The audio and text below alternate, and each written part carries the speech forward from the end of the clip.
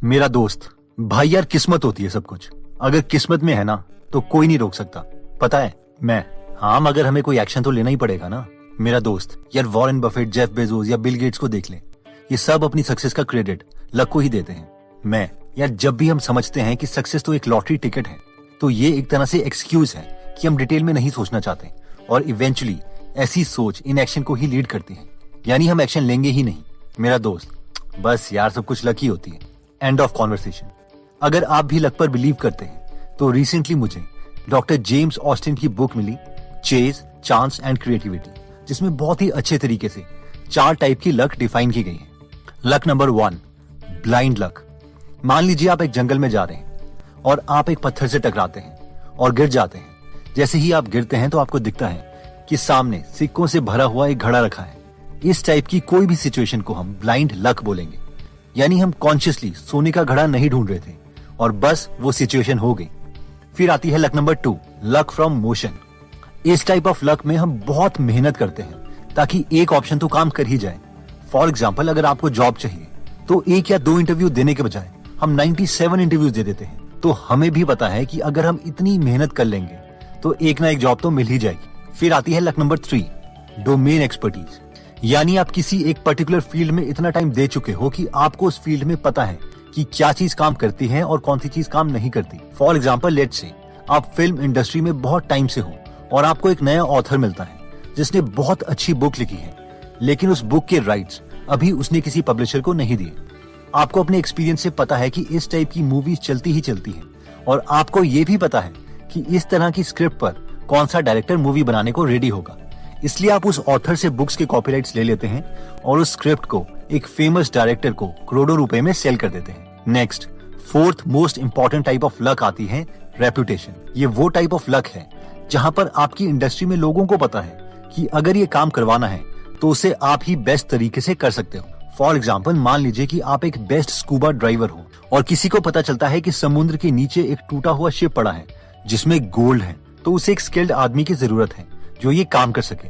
और सबको इंडस्ट्री में पता है कि इस काम में आप बेस्ट हो और इसीलिए उस इंसान को आपसे डील करनी ही पड़ेगी, जिसके लिए आप उनसे एक अच्छा अमाउंट चार्ज कर लेते हो।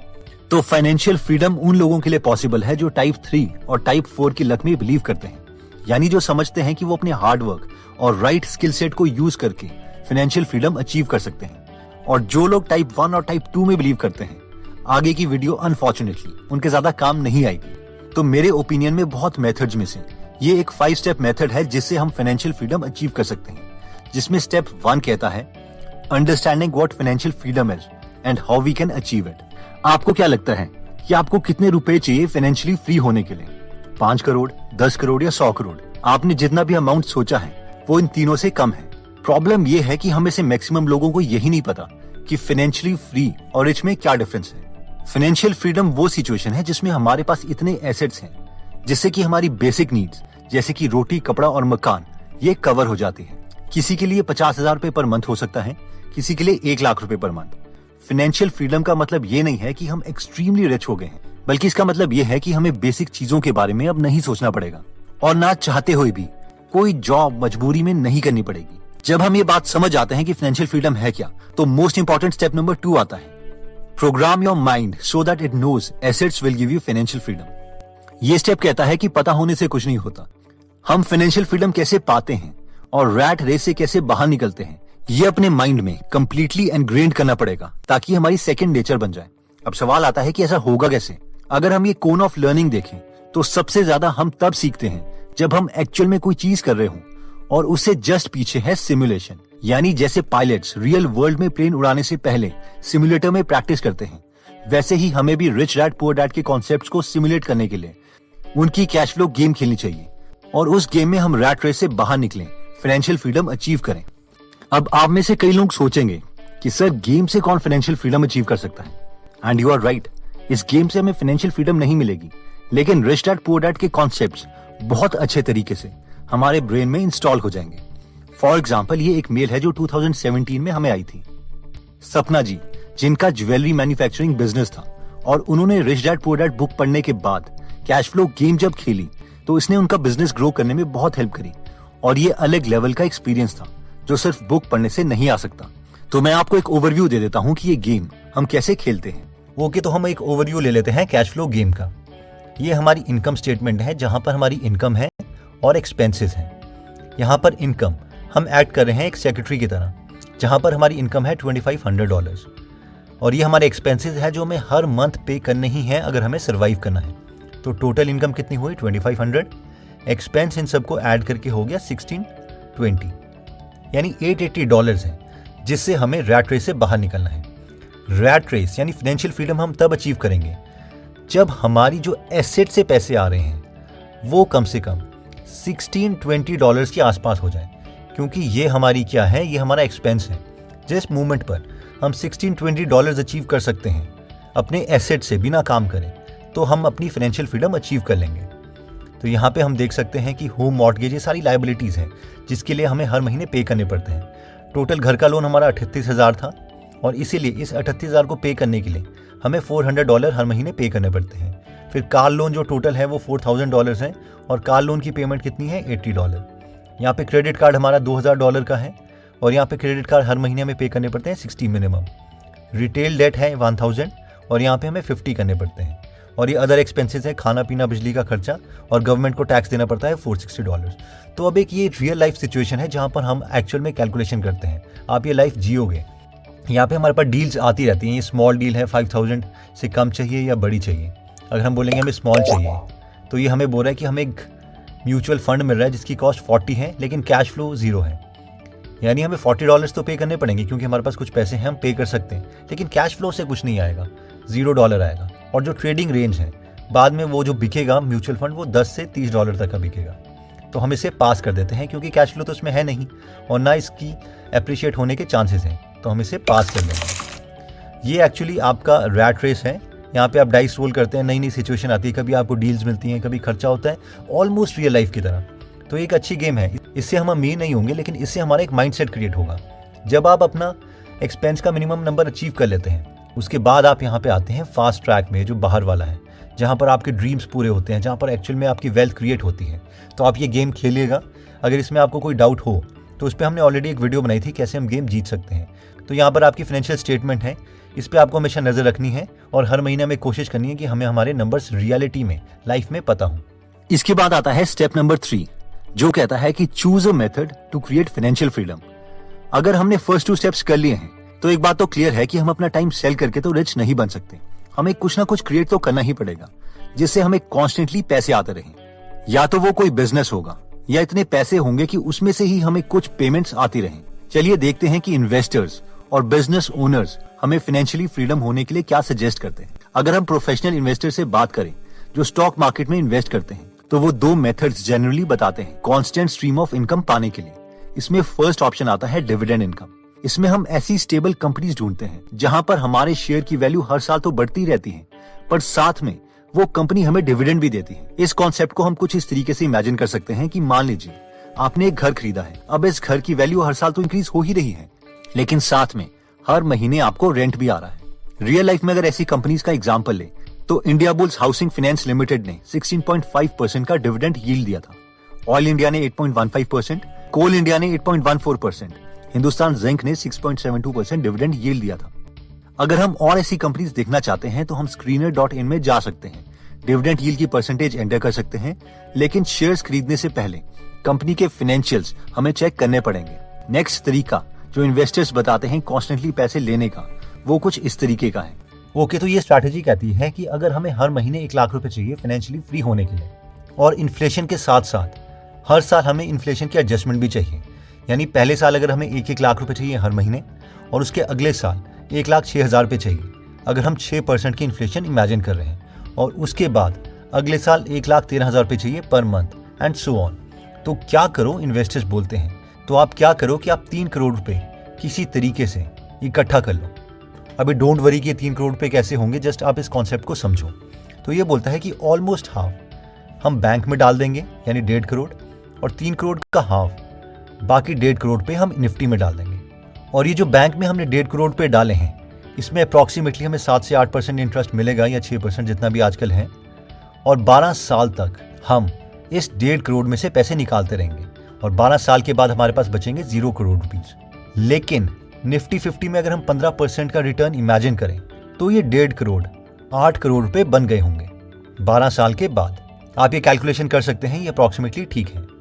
हो सकता है कि एग्जैक्टली 12 सालों के बाद हमें 8 करोड़ रुपए ना मिले, शायद मार्केट 12 साल से पहले ही 8 करोड़ रुपए हमें दे दें। तो हम क्या करेंगे, हम 4 करोड़ रुपए दोबारा से बैंक के लिए निकाल लेंगे और बाकी के 4 करोड़ निफ्टी में ही रहने देंगे।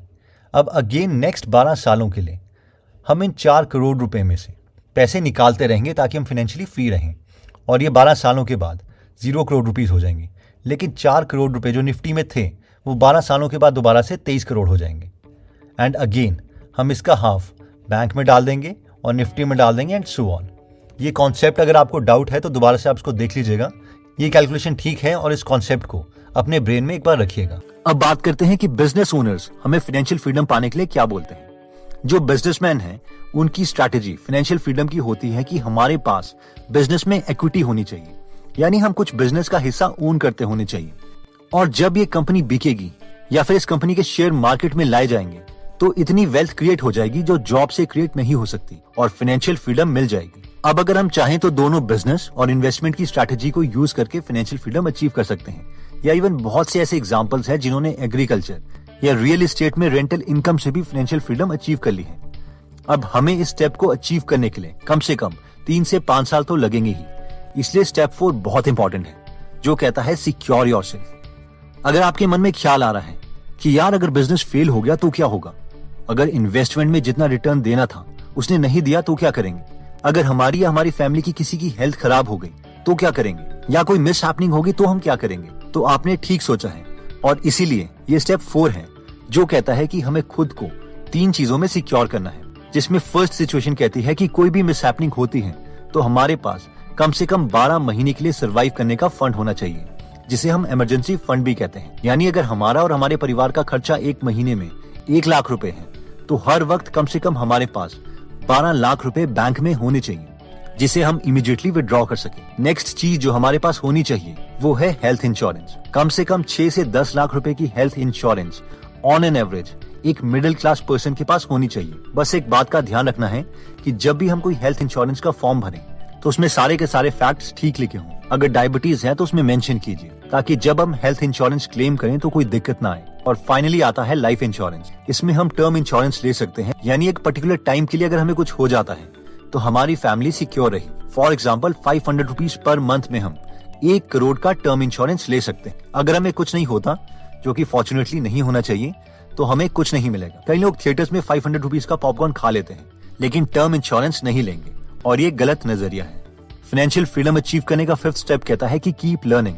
रॉबर्ट कियोसाकी अपनी book rich dad poor dad में कहते हैं कि हमेशा कुछ नया सीखते रहना चाहिए, तभी तुम्हारी अर्निंग कैपेसिटी बढ़ेगी। रॉबर्ट कहते हैं कि 1973 में उन्होंने $385 का एक कोर्स लिया था, जिसमें एक रियल एस्टेट एक्सपर्ट ने उन्हें बताया था कि कैसे बिना पैसे के हम डील रियल एस्टेट में कर सकते हैं। रॉबर्ट बोलते हैं कि उस कोर्स की वजह से कम उन्होंने 14 करोड़ रुपए की डील्स करी थी। फॉर एग्जाम्पल वो हमेशा डील्स ढूंढते रहते थे, और एक बार उन्हें एक ऐसा घर मिला जिसकी कीमत तो 14 करोड़ रुपीस थी, लेकिन उसका ओनर उसे कुछ इमरजेंसी की वजह से 7 करोड़ रुपीस में बेच रहा था। लेकिन रॉबर्ट के पास तो पैसे नहीं थे, इसलिए उन्होंने उसके ओनर से रिटर्न में एग्रीमेंट किया कि वो उसका घर 1 महीने के अंदर खरीद लेंगे। फिर वो अपने एक दोस्त के पास गए जिसके पास पैसे थे, और उससे कहा कि वो उस घर को खरीद सकता है, लेकिन उसे रॉबर्ट को 30 लाख रुपीस देने पड़ेंगे। और उसका दोस्त मान गया, क्योंकि रॉबर्ट ने ऑलरेडी घर के ओनर से एग्रीमेंट साइन करवा लिया था। अगर रॉबर्ट का दोस्त इस डील के लिए नहीं मानता तो वो ये डील किसी और को दे सकते थे। रॉबर्ट कहते हैं कि ये पार है लर्निंग की, कि मैंने बिना पैसे खर्च किए 30 लाख रुपीस कमा लिए, और मेरे दोस्त को 14 करोड़ का घर 7 करोड़ में मिल गया, और ये एक विन विन सिचुएशन थी।